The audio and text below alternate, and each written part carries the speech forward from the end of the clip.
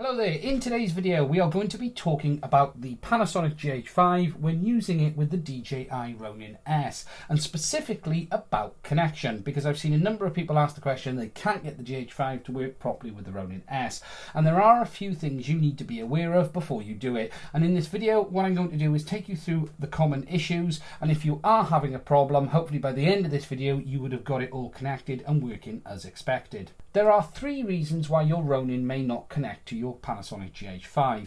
The first is that your Ronin S is not on the correct firmware version. As of today, the latest firmware is version 1.3.0.20, and that is the current updated version that does work with the GH5, and it allows the focus to work as well as the other features.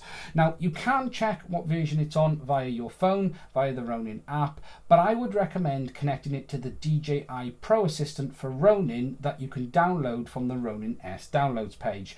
You would then connect it via USB on the front to your PC, and if it's not up to date, it allows you to update the firmware there and then.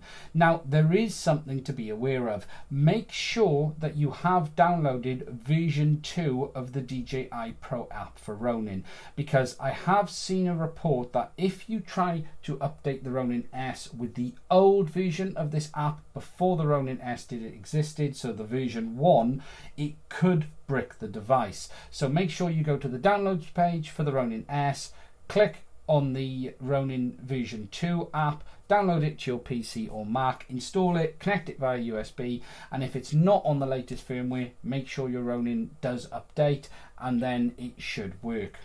The next thing to be aware of is your GH5 itself. It will not connect to the Ronin S if it is not on the latest firmware. Now, as of today, the latest firmware is version 2.3.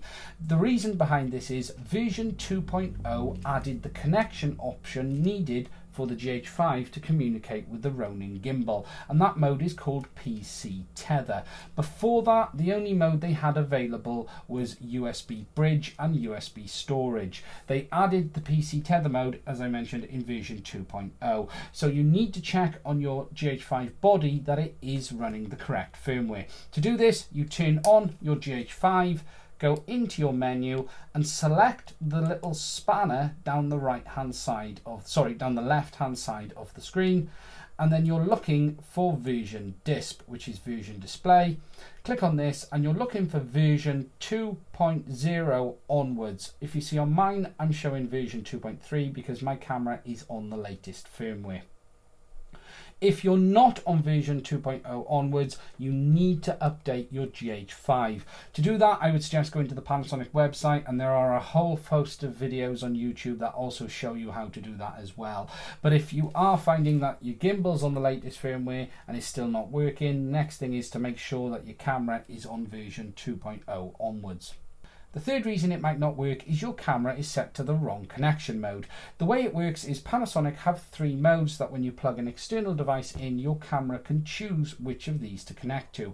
Now, you can either have it to set one as default, or you can choose each time you plug a device in. Some users have found their camera has been defaulted to the wrong one, and that means when you connect your Ronin S to GH5, it just comes up PC connecting, but it never actually works.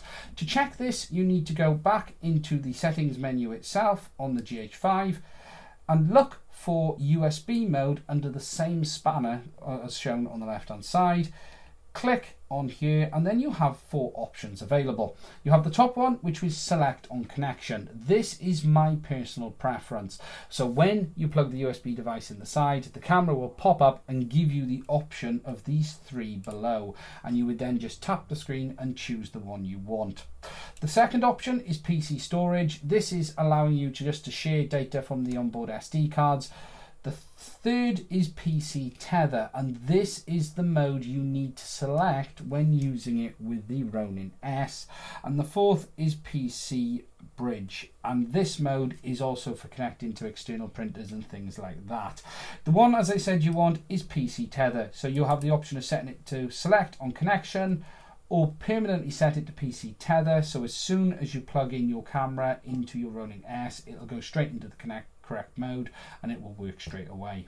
My personal preference, as I said, is select on connection, so as soon as I then plug the camera into the gimbal, it comes up with that screen on the back. I tap the one I want and it's ready to rock and roll. Finally, there are a few little quirks I want to talk about, and that is around focus when using the GH5 on the Ronin S. You may or may not have noticed that manual focus mode doesn't work when it's connected to the Ronin S. So if you switch the lens into manual focus, or you literally change the camera settings to manual focus, half pressing this button on the shutter on the Ronin S still fires the focus on the camera, and it's been a bit of a quirk that people aren't particularly happy with.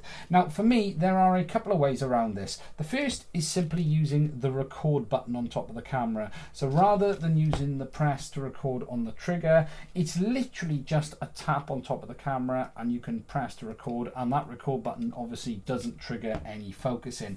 The second option, if you really want to use this button without having it focus, is set the camera into VFR, variable frame rate mode. Now you would set it into VFR and leave it on 100%, so it's mirroring the frame rate of the mode you've chosen, and if you do that, the focus on the touch button on the gimbal doesn't work, because obviously in VFR mode there's no focus available. You need to focus before you enter VFR. So that is a workaround if you want to stop the focus working on the camera trigger itself. That is pretty much it for this video. If you would like to subscribe to the channel, please do, and please help support it. There are some links in the description where you can buy your DJI products, and that allows me to keep the channel going and hopefully give you guys some information that you find useful. Thank you for watching, and I will do another one again soon.